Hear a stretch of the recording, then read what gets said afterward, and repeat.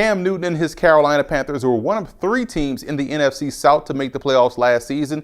This year, looking at some of the additions they've made, they are looking to hang around longer than just 1 week in the playoffs. Is that true, or is it all just fantasy? So the truth could lie somewhere in between, and we'll explain the hows and whys in this video preview as we're taking a look at the Carolina Panthers.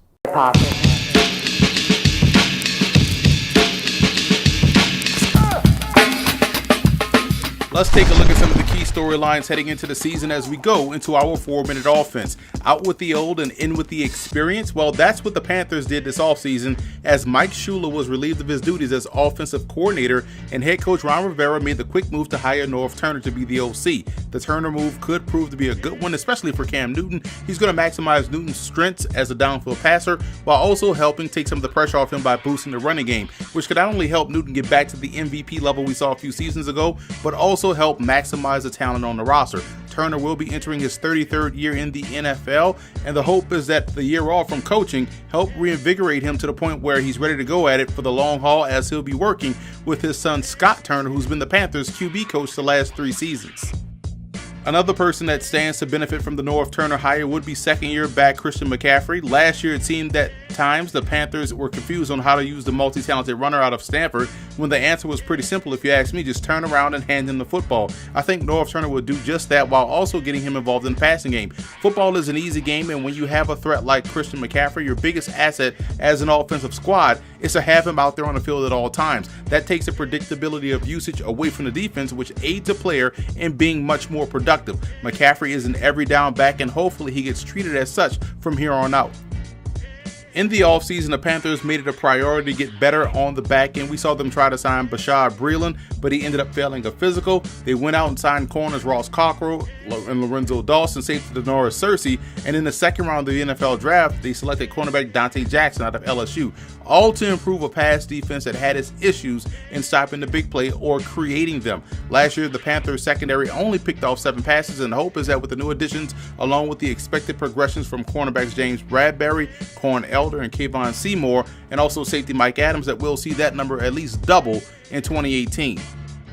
Another area of focus for the Panthers this offseason was in the passing game. In 2017, the Panthers' passing game ranked 28th in the NFL, averaging 192 yards a game. You also saw it fail them at the most crucial of times during the playoff loss to New Orleans. To help remedy that problem, they traded for Torrey Smith, they signed Jarius Wright, and they drafted wide receiver DJ Moore out of Maryland in the first round, and also tight end Ian Thomas out of Indiana in the 4th. Cam Newton needs a lot of help on the outside, and if these moves pan out, as well as Devin Funchess and Curtis Samuel taking major strides as they're now healthy, then we'll see this passing game improve significantly for Carolina.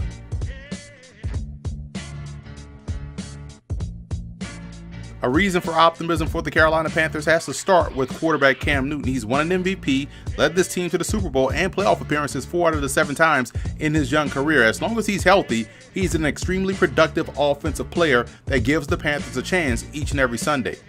You can also be optimistic about the linebacking core. The Panthers are extremely deep at linebacker, in my opinion. Luke Kuechly is arguably the best linebacker in the game and has the same impact on this defense as Newton does offensively. Even though he'll miss the first 4 games of the year due to suspension, Thomas Davis is an elite player, and Shaq Thompson is one of the more versatile talents in the game. Also, David Mayo played well last season when pressed into action. Defensive tackle Kawan Short is another one of the young stars of the game. The 6-year vet out of Purdue racked up 7.5 sacks last season and should be able to replicate and or exceed that output this upcoming season along the defensive line. A cause for concern is probably the passing game. From a consistency standpoint, worst case scenario for the Panthers would be if, despite all of the improvements, the passing game is still very inconsistent from week to week. That's why many are taking a wait and see approach with this unit until the games kick off.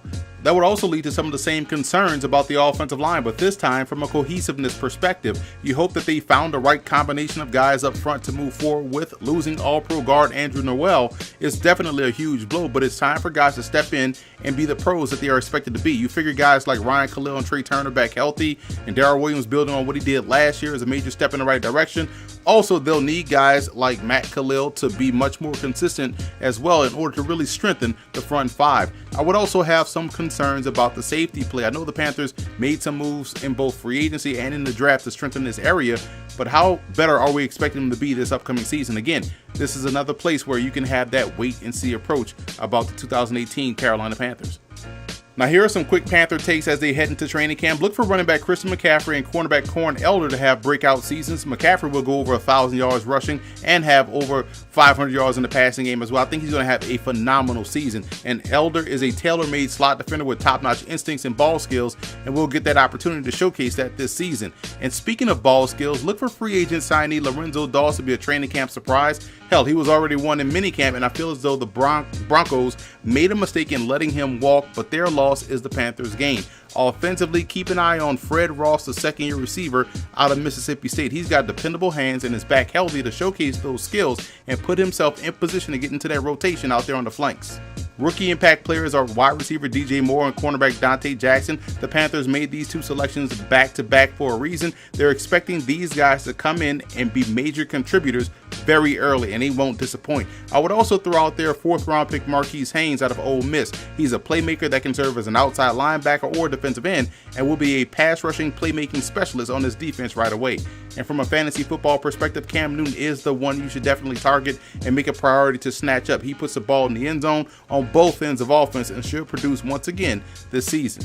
The road to the Super Bowl for the Carolina Panthers goes as follows. The offense has to become top 10, and that's definitely possible with Cam Newton, Christian McCaffrey, and some of the perimeter options that they've added, along with North Turner calling the shots. It's a very good possibility that we could see them do just that this season. Efficiency will be the key, and both the secondary and offensive line will have to become assets and not liabilities. To be quite honest, the secondary has more of a chance in doing that than the offensive line, as I think they've added some solid pieces and they have some good pieces to work with. But for the Panthers' sake, they need both to become strengths in order for them to punch their ticket to Atlanta come February. I have the Panthers finishing 4th in the NFC South. I feel as though they overachieved a little bit last year, making the playoffs, and still need a few more pieces here and there to fully break through and get back to being in Super Bowl contention. This 4th place prediction isn't saying that the Panthers are going to be terrible or bad. As we saw last year, 3 teams out this division made the playoffs. It's just saying that one other team in this division may have that little bit more to pass them up this season. So that's it for our 2018 NFL season team preview. Be sure to follow me on all of our social media accounts. Also check out and subscribe on iTunes to Football Game Plan Podcast, and to find other NFL team previews for our 2018 NFL season kickoff, visit the YouTube channel at youtube.com/footballgameplan and click that subscribe button.